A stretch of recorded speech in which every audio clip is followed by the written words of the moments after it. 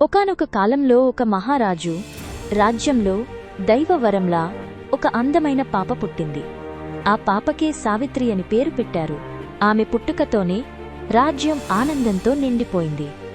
సావిత్రి చిన్ననాటి నుంచే చాలా తెలివిగా మంచి గుణాలతో పెరిగింది. విద్య, సంగీతం, ధర్మం అన్నింటిలోనూ ఆమె ప్రత్యేకంగా మెరిసింది. కాలం వచ్చినప్పుడు సావిత్రి తన వరుడిని తానే వెతుక్కోవాలని నిర్ణయించింది. అందుకే అడవుల వైపు ప్రయాణం మొదలుపెట్టింది.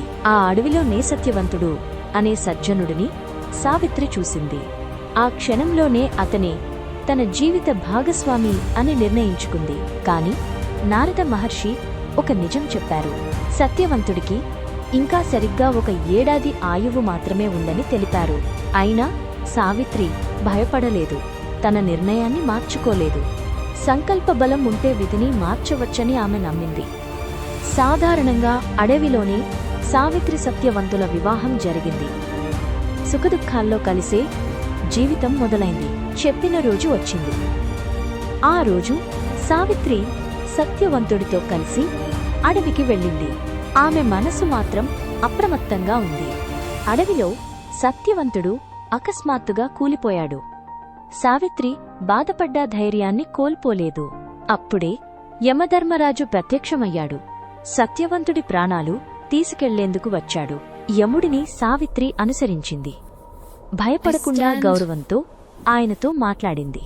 తన జ్ఞానం, వాక్చాతుర్యంతో సావిత్రి యముడిని మెప్పించింది. ఒక్కొక్క వరంగా తన మామగారికి చూపు రాజ్యాన్ని తిరిగి పొందింది. మరొక వరంగా తండ్రికి కుమారులను పొందే భాగ్యాన్ని కూడా సావిత్రి సాధించింది.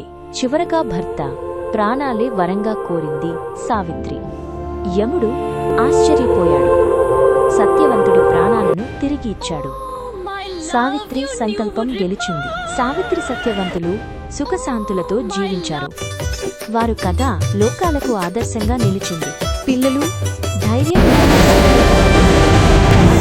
సాధ్యమే అవుతుంది. ఇదే సావిత్రి కథ మనకు నేర్పే పాఠం.